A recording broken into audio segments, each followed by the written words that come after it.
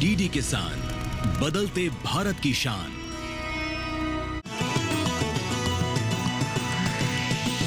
DD किसान, बदलते भारत की शान।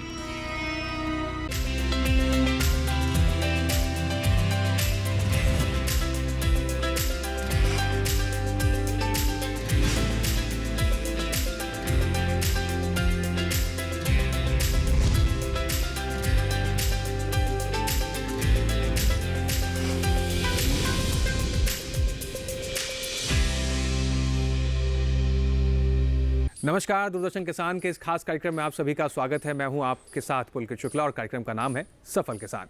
जी हां दोस्तों, सफल किसान के इस कार्यक्रम में हम आप तक देश भर के कृषि क्षेत्र से जुड़े हुए एक ऐसे किसान प्रतिभाओं से मिलवाते हैं जिन्होंने खेती किसानी के क्षेत्र में एक नया कीर्तिमान स्थापित किया है।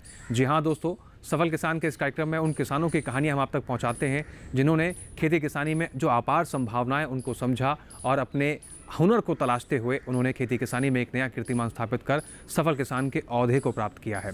इसी कहानी को आगे बढ़ाते हैं और आपको ले चलते हैं राजधानी दिल्ली के घुम्मन हेड़ा गांव में और मिलवाते हैं आज के सफल किसान दयानंद यादव से। 1990 से लेकर अब तक कैसे दयानंद यादव ने खेती किसानी के साथ साथ पशुपालन के जरिए अपने नाम को एक सफल किसान के रूप में शामिल किया है और कैसे अपने साथ साथ बाकी किसानों के लिए प्रेरणा बने हैं और कैसे बाकी किसानों को वो रोजगार दे रहे हैं, ये तमाम बातें आपको सफल किसान के इस कार्यक्रम से आज हम बताएंगे। तो शुरुआत करते हैं आज के कार्यक्रम के, जिसका नाम है सफल किसान।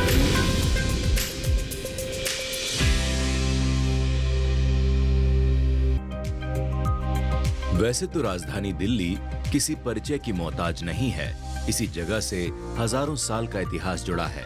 लेकिन आज हम किसी इतिहास की नहीं बल्कि बात करेंगे वर्तमान के ऐसे योद्धा की जो रणभूमि में नहीं, खेतों में अपना हल चलाकर और पशुपालन कर सफलता के नए आयाम रच रहे हैं। हम बात कर रहे हैं घुम्मन हेड़ा गांव के सफल किसान दयानंद यादव की।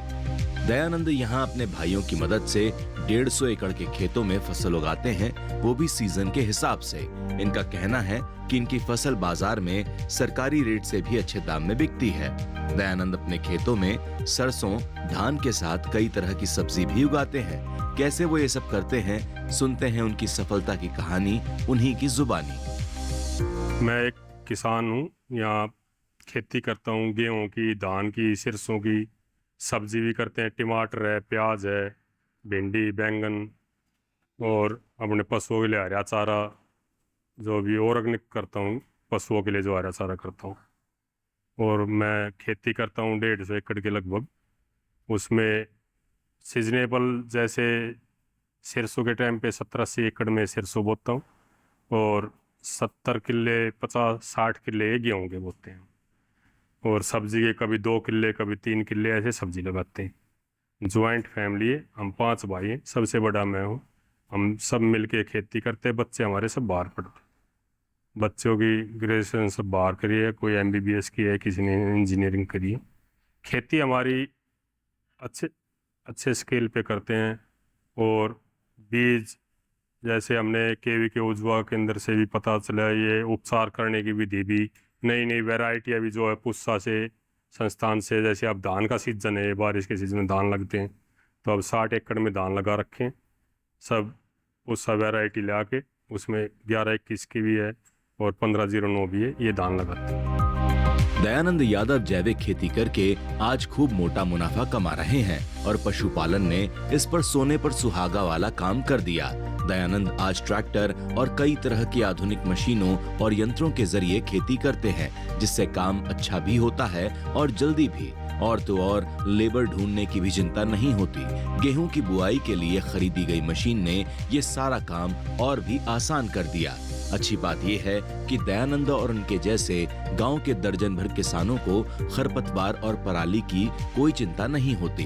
इनका कहना है कि ये पराली को कभी जलाते नहीं हैं, बल्कि उसका निपटारा सही तरीके से करते हैं। सुनिए क्या है उनका ये तरीका। यंत्र में हमारे पास ट्रैक्टर है तो 65 हॉर्स पावर के, और अब सबसे अच्छी जो यंत्र हमारे पास आया है, धान सीधी बुआई के लिए, धान बिजाई के लिए एक मशीन लेकर आए। स्टेप वाइज वे दाने डालते, जैसे 4 दाने 3 दाने एक जगह डाल दिया। अभी हमने बिजाई की है धान की, 10 एकड़ में बिजाई कर रखी है। उसका अभी तक बहुत अच्छे रिजल्ट है।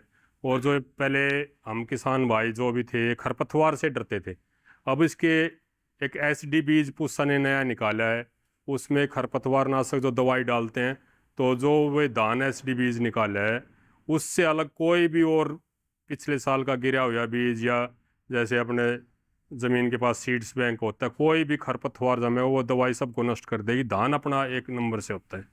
इसमें यंत्र है, लेज़र लेवल है, ये किसान का एक बहुत बड़ा यंत्र आ गया।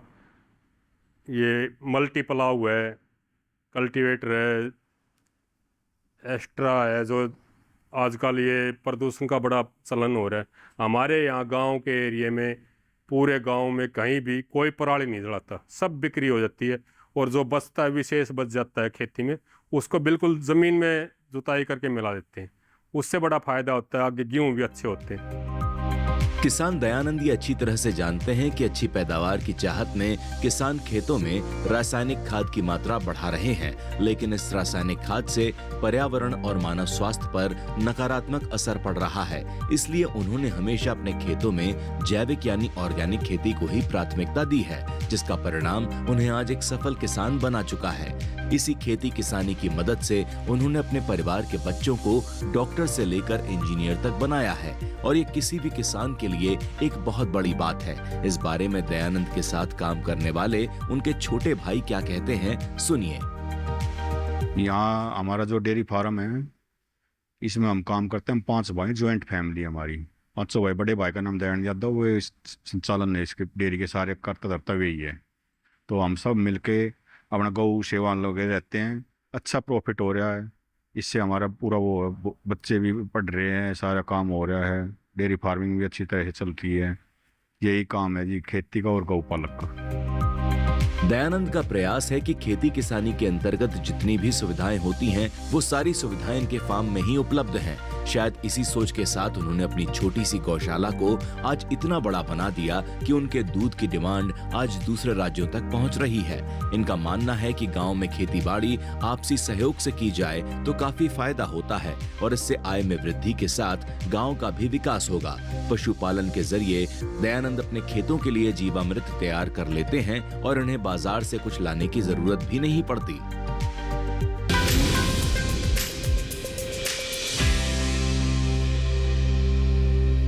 दोस्तों, देखा आपने कैसे दयानंद यादव ने खेती किसानी में प्रेरणा मिली, और कैसे अपने पिता से मिली प्रेरणा के बाद 1990 से लेकर जो कारवां शुरू हुआ था वो आज तक जारी है और आगे भी चलता रहेगा।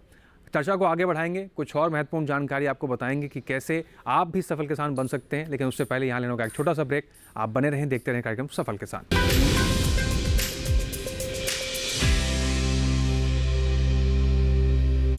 हाय मॉम, फिर से शॉपिंग?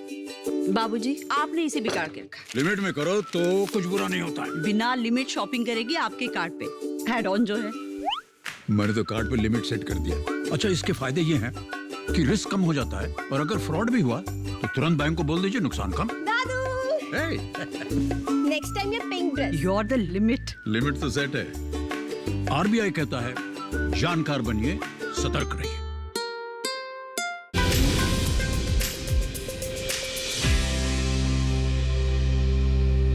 ब्रेक के बाद एक बार फिर से आप सभी का स्वागत है। कार्यक्रम को आगे बढ़ाते हैं और अब जानते हैं कि दयानंद यादव कैसे खेती किसानी के साथ साथ पशुपालन भी कर रहे हैं, और कैसे सफल किसान बनने की राह की उन्होंने शुरुआत करी, और आज इस मुकाम को जो हासिल किया है उसके बीच में उनको ये सफ़र कैसा रहा, किन चुनौतियों का सामना करना पड़ा।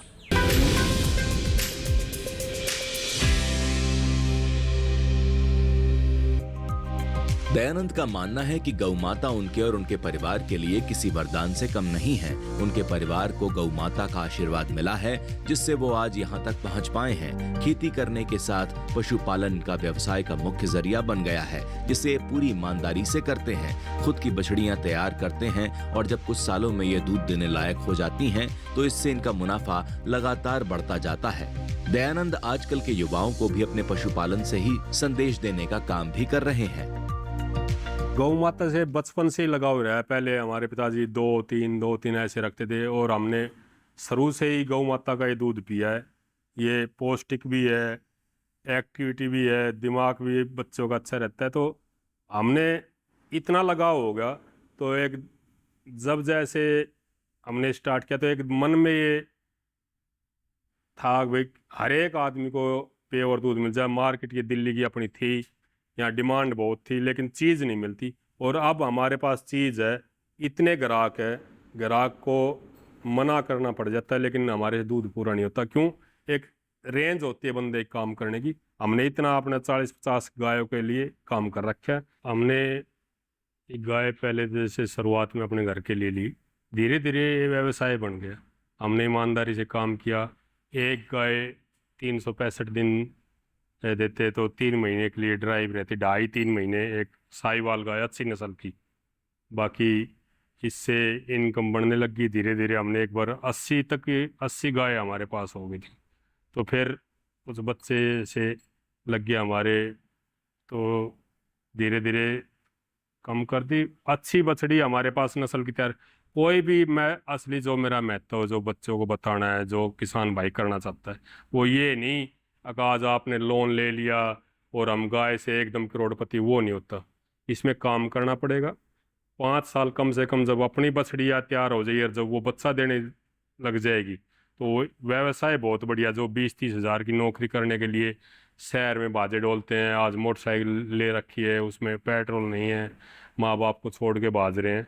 तो गांव में अगर कोई रहता है वो 20 हज़ार की नौकरी के लिए कहीं भज रहा है, उससे अच्छा है ईमानदारी से काम करेगा तो देखो कुछ दिन के लिए नफा भी रहेगा, घाटा भी रहेगा। खेती के साथ पशुपालन ने दयानंद के संयुक्त परिवार को आज कामयाब बना दिया है। दयानंद और उनके भाई ही नहीं बल्कि उनके बच्चे भी खाली समय में पशुओं की देखरेख का काम करते हैं। दयानंद खेत से मिलने वाली ताजा सब्जियां अपने पशुओं को खिलाते हैं, जिससे उनसे मिलने वाले दूध की गुणवत्ता और भी बढ़िया मिलती है। 1990 से दयानंद लगातार पशुपालन कर डेयरी का काम कर रहे हैं। इनका गायों के दूध की डिमांड आज राजधानी दिल्ली के आसपास के शहरों में भी रहती है, लेकिन ये सब इतना आसान नहीं था। इसके लिए उन्होंने और उनके भाइयों ने कड़ी मेहनत की है और पिता की शिक्षा पर काम करते हुए वो अपने परिवार को आज यहाँ तक ला पाए हैं। खेती के साथ साथ हमारा डेयरी व्यवसाय भी है। जैसे पहले भैंसे बहुत रखते थे लेकिन अब 10 साल से गायों पे काम किया हमने, तो हमारे पास अब 40-45 गाय अपने पास है। गौ माता ये सारी साहिवाल और गिर है हमारे पास। जैसे हम इनकी सेवा करते हैं वैसे हमारे को माल दे रही है। इतना अच्छा मज़ा आ रहा है इसका दूध घर में पीने के भी, और हमारे दूध की क्वालिटी है। इनको कोई बाहर का फीड हम नहीं देते। सरसों का तेल है, अपनी सरसों बोते हैं, उसका तेल निकलवाते हैं, वो देते हैं। गेहूं का दाना है, जौ है, छिलका है, बिंदोड़ा है, बिंदोड़े का लेना पड़ता है हमने बाहर से, उसकी खड़ी हम इसको देते हैं। लेकिन वो अभी अच्छी क्वालिटी की, ये नहीं, उसी से 1 नंबर की क्वालिटी का हम दूध बनाते हैं हमारी गाय माता। और दूध इतनी डिमांड है हमारे पास, अब 200 लीटर दूध हमारे पास पैदा है, लेकिन बेचने के साथ 3 क्विंटल बेच लो, 4 क्विंटल बेच लो, नहीं, जो हमारे पास है हम उसी की बिक्री करते हैं। दयानंद के फार्म में आज लगभग 40 गायें हैं और लगभग 22-23 बछड़ी, तो जाहिर है फार्म भी काफी बड़ा होगा। लेकिन इस फार्म को बनाने के पीछे भी एक कहानी छुपी हुई है। वो कहानी है एक नीम के पेड़ की, जिसे उन्होंने फार्म की छत बनवाने के लिए कटवाया नहीं, बल्कि भविष्य की सोच से जुगाड़ कर सीमेंट के बजाय टीन की शेड बनवाई। और आज कई सालों बाद ये पेड़ उनके फार्म की नींव और मजबूत कर रहा है। इसी के साथ दयानंद ने फार्म में पशुओं के मक्खी मच्छर से बचाव के लिए देसी तरीका भी अपनाया हुआ है, जो बेहद फायदेमंद साबित हो रहा है। जब हम डेयरी का निर्माण कर रहे थे तो एक समस्या आ गई। हमारे पास ये नीम का पेड़ था, तो सब मिस्त्री वगैरह कहने लगे ये तो काटना पड़ेगा। मैं कहा नहीं भाई, इसके लिए बाकी ये जो हमने चद्दर डाल रखी है सीमेंट की है, तो इसके लिए हम स्पेशल लोहे की चद्दर ले कटिंग करवा के और ये सेट करा। इसके हमने बड़े फ़ायदे हैं। एक तो पूरे इस पर छाया रखता है, दूसरा 10 दिन में 12 दिन में इसकी हरी पत्ती तोड़ के गौ माता के बच्चों को भी खिलाते, उसमें पेट में कीड़े नहीं होते, बड़ा फ़ायदा है। हम भी इसकी दातुन करते हैं, गांव में नीम की पेड़ खूब दातुन चलती है, तो इसलिए इसको बचा के रखा है। ये हमारे को छाया दे रहा है। और प्रदूषण जितने पेड़ लगे, हमने खेत में भी खूब पेड़ लगा रखे हैं। हमने अपनी डेयरी में एक देसी जुगाड़ लगाया है, जो आप पीछे डिब्बे देख रहे हैं। इस डिब्बे में एक देसी चीज़ डाली है, जैसे कपूर की गोली है और बूरा, जो अपने घरों में यूज़ करते हैं। कपूर जलने वाला नहीं, जो किसान भाइयों सबको पता है, किसी पशु के कीड़े जिना और पड़ जाते तो भरने वाला होता है, वो इसमें पीस के या गोली सीधी डाल दे और बूरा डाल दे, थोड़ा पानी, आप 10 दिन में इसको चेंज करते। इससे मक्खी और मच्छर 100 के 100 ख़त्म नहीं होते, लेकिन 80% कम हो जाते हैं, पशु आराम से बैठते हैं। इस बात में कोई दो राय नहीं कि भारत में पशुपालन कृषि का एक महत्वपूर्ण हिस्सा है और ये किसानों के लिए अतिरिक्त आय का एक प्रमुख स्रोत भी है। हालांकि किसान दयानंद के लिए पशुपालन आय का मुख्य जरिया बन चुका है। सफल किसान दयानंद भी पशुपालन को बखूबी समझ चुके हैं। पशुपालन सफल किसान के लिए आर्थिक समृद्धि लाता है, साथ ही खाद्य सुरक्षा और पोषण में भी महत्वपूर्ण भूमिका निभाता है।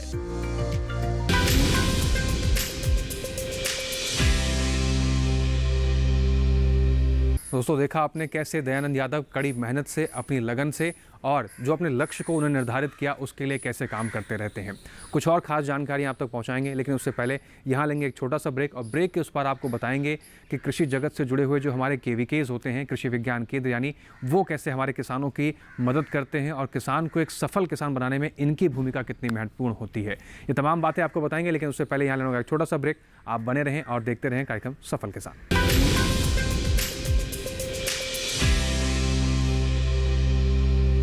आज हम पहुंचे हैं सहारनपुर के एक ऐसे क्षेत्र में जो वाकई विकास की बयां कर रहा है, और ये गांव है सीकरी कला। जल, वायु और भूमि प्रदूषण मुक्त करने के लिए इन्होंने नैनो डीएपी और नैनो यूरिया एक बहुत अच्छी पहल है विश्व में। 11 आवास बने हैं हमारी योजना में। शौचालय हैं जिसके जो गए वो भी सर बन रहे हैं, मनरेगा सर वो भी चल रही है। 18-20 घंटे बिजली मिल रही, किसान सम्मान निधि सब किसानों को मिल रही। देखिए सहारनपुर से कार्यक्रम किसान यात्रा 21 जनवरी मंगलवार दोपहर 3 बजे, पुनः प्रसारण रात 9:30 बजे, सिर्फ डीडी किसान पर।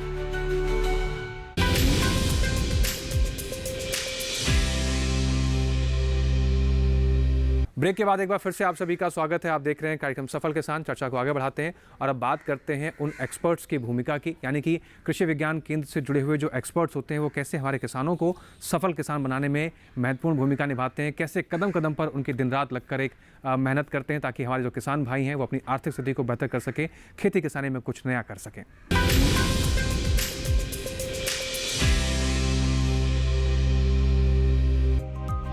केवीके यानी किसान विज्ञान केंद्र देश के किसानों के फायदे के लिए लगातार काम करते हैं, जिनके मार्गदर्शन से हजारों लाखों किसान बेहतर तरीके से खेती किसानी कर पाते हैं।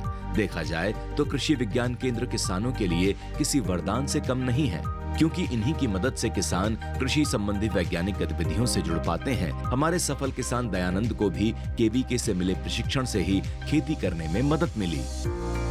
कृषि विज्ञान केंद्र हर साल जो है प्रशिक्षण डेयरी के क्षेत्र में, बकरी के क्षेत्र में और आपके पोल्ट्री के क्षेत्र में प्रशिक्षण देता रहता है।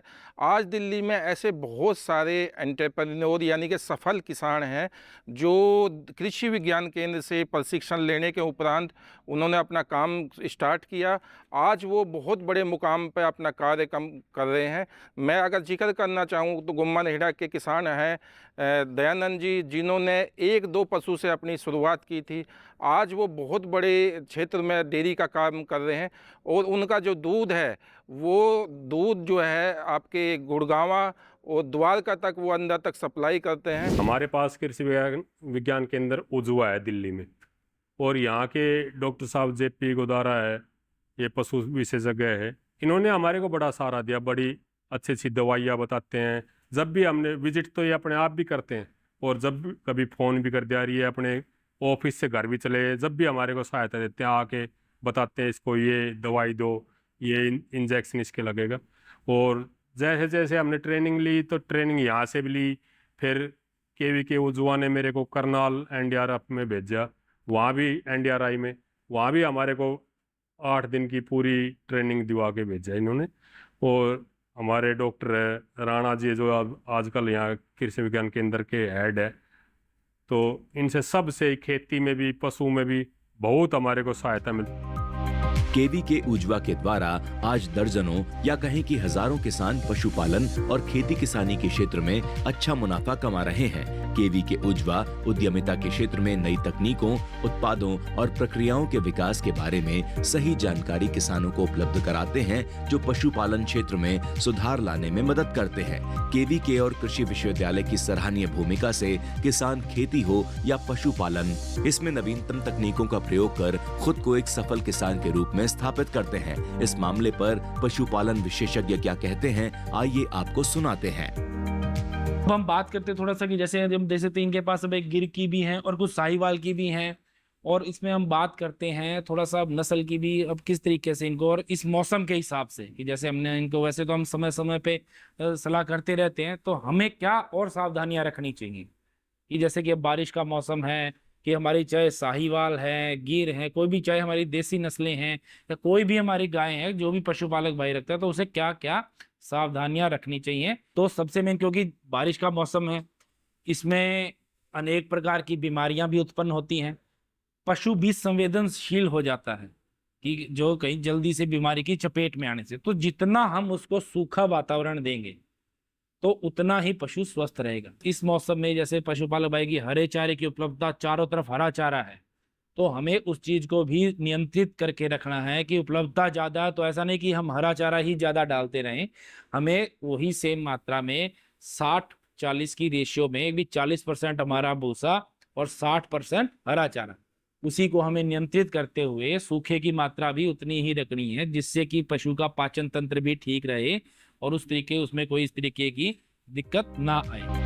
वैसे सफल किसान दयानंद की पूरी कहानी जान इतना तो समझ आ ही गया कि खेती के साथ पशुपालन सभी लिहाज से फायदे का सौदा है, लेकिन इसमें सबसे बड़ी समस्या आती है इसे सुचारू रूप से व्यवस्थित करने की, जिसके लिए हमेशा तत्पर रहना पड़ता है। इसकी देखरेख करनी पड़ती है, तभी जाकर किसान को उसकी मेहनत का असली फल मिलता है। खेतों के साथ पशुओं की सही देखभाल, उत्पादन और उससे होने वाले फायदे को सुनिश्चित किया जा सकता है।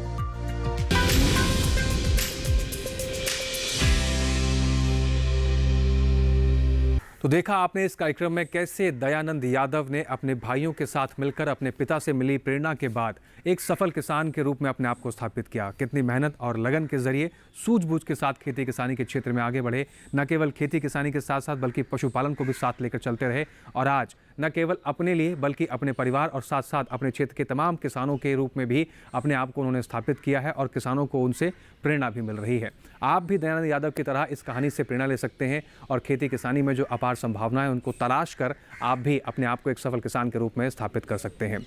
जी हाँ दोस्तों, आज के सफल किसान कार्यक्रम में बस इतना ही। उम्मीद करते हैं इस जानकारियों से आपको प्रेरणा मिलेगी और आप भी आगे आकर एक सफल किसान के रूप में अपने आप को स्थापित कर पाएंगे। आज के सफल किसान के इस कार्यक्रम में बस इतना ही। फिर से हाजिर होंगे नए सफल किसान की कहानी लेकर, जिससे आपको प्रेरणा मिल सके। लेकिन जाते जाते आपको बता दें कि इस कार्यक्रम से जुड़े आपको कोई भी जानकारी या कोई भी सुझाव आप हम तक पहुंचाना चाहते हैं या आप चाहते हैं कि आपकी कहानी भी इस कार्यक्रम के माध्यम से लोगों तक पहुंचाई जाए, तो आप हमें पत्र लिख सकते हैं। पत्र लिखने के लिए आप हमारा पता नोट कर लीजिए। हमारा पता है सफल किसान, कमरा नंबर 77, CPC दूरदर्शन, खेलगांव, नई दिल्ली 110049। इसके अलावा आप हमें ईमेल के जरिए भी अपने सुझाव पहुंचा सकते हैं। आप हमारी ईमेल आईडी नोट कर लीजिए। हमारी ईमेल आईडी है savalkisan@gmail.com। इसके साथ ही आज के इस कार्यक्रम में बस इतना ही। फिर से मुलाकात होगी नई कहानी के साथ। तब तक के लिए हमें दीजिए इजाज़त। आप बने रहें DD किसान के साथ। नमस्कार।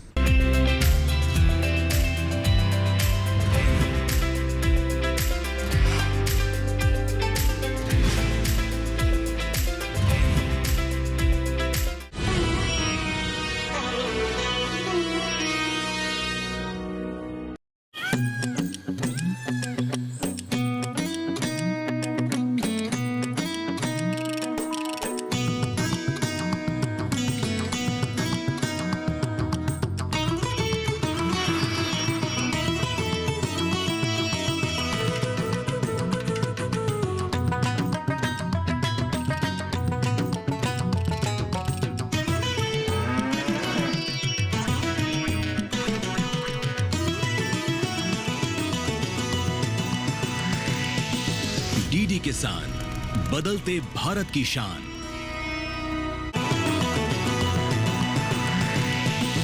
DD किसान, बदलते भारत की शान।